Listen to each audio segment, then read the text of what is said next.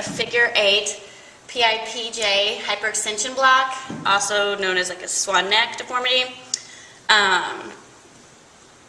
You can also turn them around and actually block the PIP flexion. But in this case, our 3 points will be like this.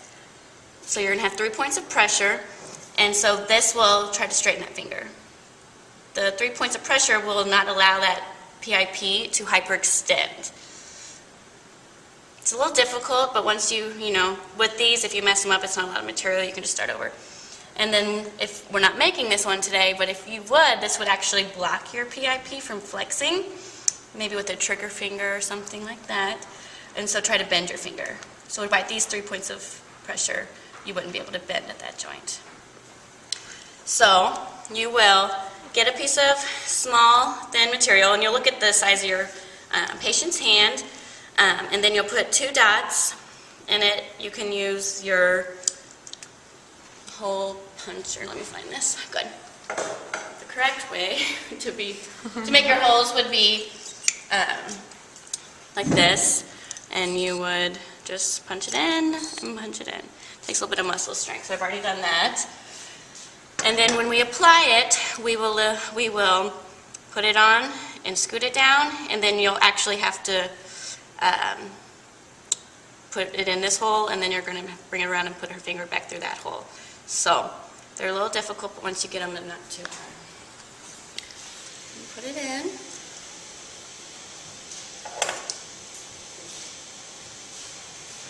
And you want to make sure that you are not crossing the MP or the DIP joint, so that the middle material will support this crease, then it's going to come on top on both sides. Then you have your 3 points of pressure.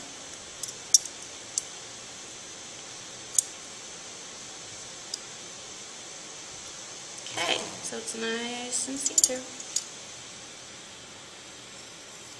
And I usually stretch the holes out a little bit before I apply it on the finger. And round those corners, good. Okay, so let's see if I can get this one on the first try here. So I put it on, good, both ways. And then you just kind of inch it down until the middle piece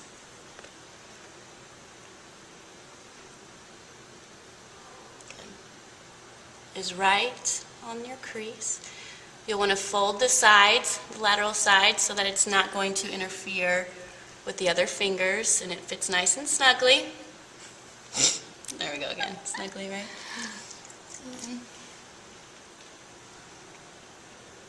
Perfect. That's good. And then once you get it how you want it, you're just going to hold it until it hardens. If you get it too tight, it's going to get stuck, so you want it snug, but you got to make sure that it's still going to move on and off. So if you take it off before it gets all the way hard, to make sure, so again, you're using light hands, you want to make sure that there are no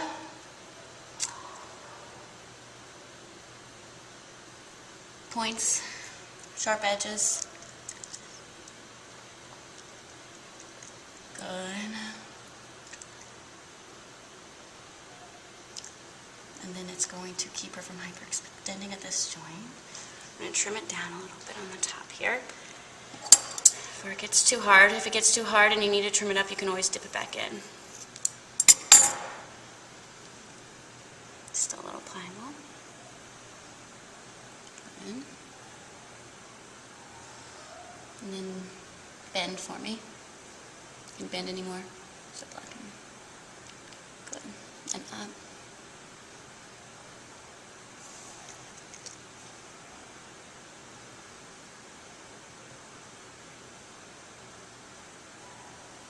So with this splint,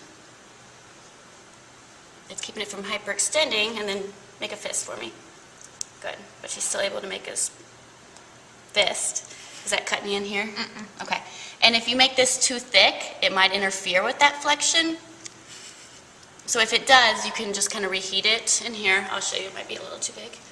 You can reheat the belly of that splint a little bit, not too much, just enough to get it to where it's going to be softer.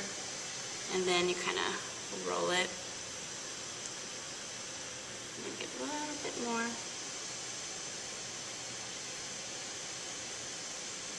Okay. And then I'll put it back on my patient, because it's going to, good.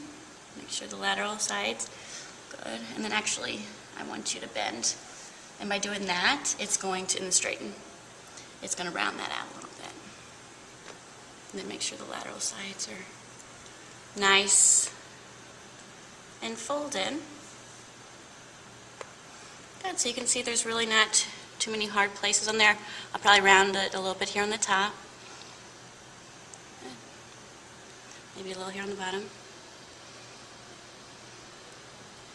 So once it gets pretty solid, you can take it off. Then I'm just going to round those out. Doesn't take much just to smooth the side there. And then on the bottom, if you use the heat gun, sometimes that gets the material really hot and it actually deforms your splint a little bit. So I just like to use the water. And then I always put it all back on that patient. Do that all the time. Good, to make sure that it didn't lose its form at all. How's that feel? Good. Okay. So it can still harden up a little bit, but then she can still have full function, but it's going to keep that PIP joint from hyperextending. Very good.